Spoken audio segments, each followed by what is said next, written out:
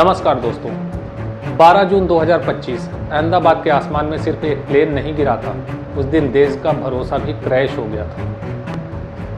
कभी सोचा है आपने, जब हम हवाई यात्रा करते हैं तो हम एक भरोसे के साथ सफ़र पर निकलते हैं। भरोसा कि हमारे आसमान में उड़ने वाली मशीनें सुरक्षित हैं, भरोसा कि हमारे पायलट्स प्रशिक्षित, अनुभवी और सक्षम हैं। लेकिन जब हादसा होता है तो क्या हर बार पायलट को ही दोषी माना जाता है? अहमदाबाद हादसे में भी यही सवाल उठ रहे हैं। क्या फिर से एक पायलट की बलि का बकरा बना दिया गया है?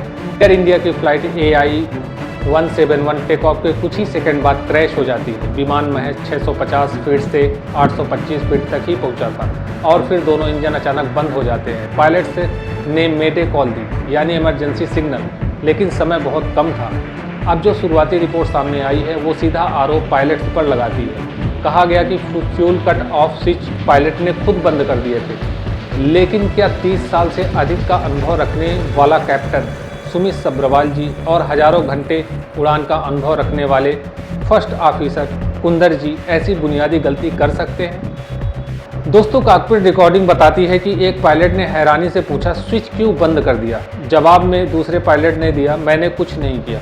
यह सवाल ये है, क्या सच में स्विच उन्होंने बंद किया था या कुछ विमान में तकनीकी सिस्टम की खराबी की वजह से ये खामी आई थी?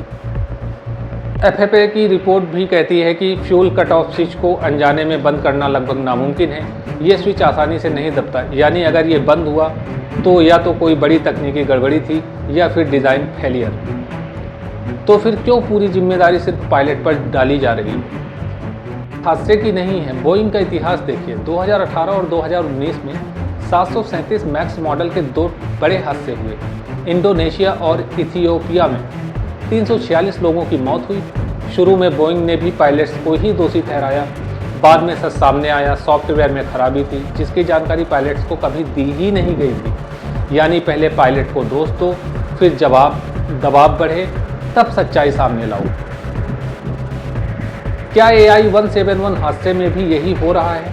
FAA पहले ही बोइंग 787 के फ्यूल सिस्टम को लेकर चेतावनी दे चुका था, लेकिन कोई कदम नहीं उठाया गया। और अब जब हादसा हो गया तो फिर से वही पुराना खेल, पायलट्स पर इल्ज़ाम, तकनीकी खामियां और चुप्पी। आज सबसे बड़ा सवाल है, जब दोनों पायलट्स इस हादसे में जान गंवा चुके हैं तो उनकी ओर से अब कौन बोलेगा? वो अपनी सफाई नहीं दे सकते। इसलिए अब जांच एजेंसियों की जिम्मेदारी है और बढ़ जाती है कि निष्पक्ष जांच हो, ईमानदारी से, वरना यह सिर्फ तकनीकी हादसा नहीं बल्कि इंसाफ का गला घोटना होगा। क्या ELT यानी इमरजेंसी लोकेटर ट्रांसमीटर जो हादसे के वक्त काम नहीं कर रहा था, उसकी जिम्मेदारी थी पायलट की थी या फिर वह रखरखाव की लापरवाही का नतीजा था?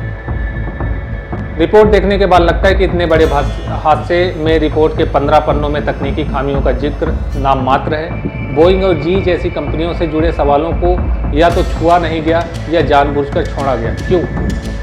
बार जांच की दिशा पायलट की गलती की ओर ही जाती है। क्या एक बार फिर जिम्मेदार लोग बच निकलेंगे और बलि का बकरा वो बनेंगे जो अब अपना बचाव भी नहीं कर सकते? अहमदाबाद हादसा सिर्फ एक प्लेन क्रैश नहीं था, वो हमारे सिस्टम का, हमारी जवाबदेही का और भरोसे का क्रैश था। बोइंग जैसे दिग्गजों से जवाबदेही नहीं मांगते तब तक ये हादसे दोहराए जाते रहेंगे।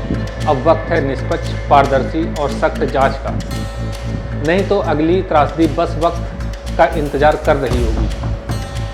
दोस्तों, अगर आप मानते हैं कि इस मामले की निष्पक्ष जांच होनी चाहिए तो इस वीडियो को शेयर कीजिए, आवाज़ उठाइए और कमेंट में बताइए, क्या वाकई पायलट दोषी थे या फिर उन्हें दोषी बनाया जा रहा है? उम्मीद है आप अपना कमेंट शेयर करेंगे और आपको अगर ये वीडियो पसंद आई हो तो इस चैनल को लाइक करें, सब्सक्राइब करें, इस वीडियो को शेयर करें, जिससे कि हमारी ताकत बढ़ सके और हम आपके लिए हमेशा आवाज़ उठाते रहें।